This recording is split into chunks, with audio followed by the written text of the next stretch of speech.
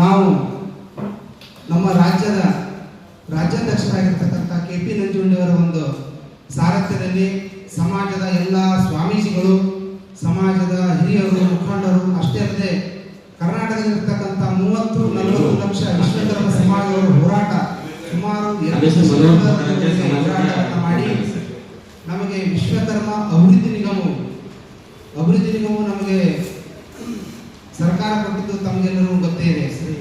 ಅಭಿವೃದ್ಧಿ ನಿಗಮದಲ್ಲಿ ಏನಪ್ಪಾ ಅಂತಂದ್ರೆ ಅನ್ಯ ಸಮುದಾಯದವರು ನಾವು ಕೂಡ ವಿಶ್ವಕರ್ಮರಂತ ಹೇಳ್ಕೊಂಡು, ನಾವು ಕೂಡ ವಿಶ್ವಕರ್ಮರಿದ್ದೀವಿ ಅಂತ ಹೇಳ್ಕೊಂಡು ವಿಶ್ವಕರ್ಮ ಪದವನ್ನು ಬಳಸಿಕೊಂಡು ನಮಗೆ ಕೊಟ್ಟಿರ್ತಕ್ಕಂಥ ಒಂದು ಸವಲತ್ತುಗಳನ್ನ ಕಸಿದುಕೊಳ್ತಕ್ಕಂಥ ಕೆಲಸವನ್ನ ಮಾಡ್ತಾ ಇದ್ದಾರೆ. ಅದಕ್ಕೆ ನಮ್ಮ ದೇವೇಂದ್ರ ಕಲ್ಲೂರು ಸಂಪೂರ್ಣವಾಗಿ ಇದನ್ನ ಖಂಡಿಸ್ತಾರೆ, ಇದನ್ನು ವಿರೋಧಿಸ್ತಾರೆ.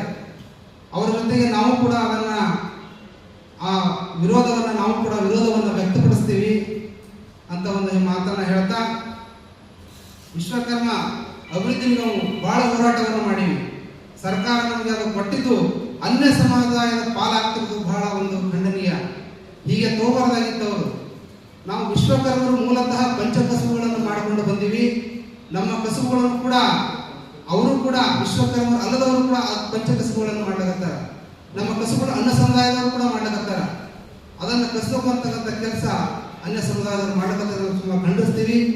ನಮ್ಮ ಕಲ್ಲೂರು ಅವರು ಬಗ್ಗೆ ಅವರು ಮಾನನಷ್ಟ ಮೊಕದ್ದಮೆಯನ್ನು ಹೇಳ್ತೀವಿ ಅಂತೇಳಿ ಪತ್ರಿಕೆಯಲ್ಲಿ ಹೇಳಿಕೊಟ್ಟಾರ. ಅವ್ರ ಜೊತೆಗೆ ನಾವು ಯಾವಾಗಲೂ ಇರ್ತೀವಿ. ಅದನ್ನು ಹೀಗೆ ಅವರು ಮುಂದುವರಿಸಿದ್ರೆ ಪತ್ರಿಕೆಯಲ್ಲಿ ಹೇಳಿಕೆಯನ್ನು ಕೊಟ್ಟಿದ್ದೆ, ಆದ್ರೆ ನಾವು ಮುಂದಿನ ದಿನಮಾನಗಳಲ್ಲಿ ಅದಕ್ಕೆ ತಕ್ಕ ಉತ್ತರವನ್ನು ಕೊಡ್ತೇವೆ ಅಂತಕ್ಕಂಥ ಒಂದು ಮಾತನ್ನು ಹೇಳ್ತೀವಿ. ಹೀಗೆ ಅವರು ಹೇಳಿಕೆ ಕೊಡೋದಿಲ್ಲ. ಬೇಕಾದವರು ಇನ್ನೊಂದು ಅಭಿವೃದ್ಧಿ ನಿಗಮವನ್ನು ಮಾಡ್ಕೊಳ್ಳಿ. ಅವರು ಮೂಲತಃ ಲಿಂಗಾಯತ ಕಂಬಾರಾಗ್ಯಾರ. ಅವರು ತಾವೇ ಬೇಕಾದ್ರೆ ಸಪರೇಟ್ ಒಂದು ಅಭಿವೃದ್ಧಿ ನಿಗಮವನ್ನು ಮಾಡ್ಕೊಳ್ಳಿ.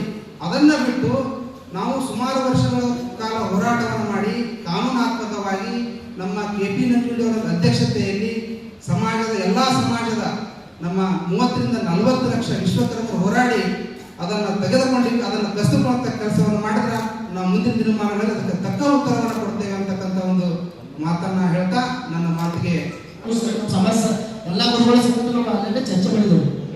ಯಾಕಂದ್ರೆ ಸುಳ್ಳು ಅಪವಾದ ಮಾಡಲಿ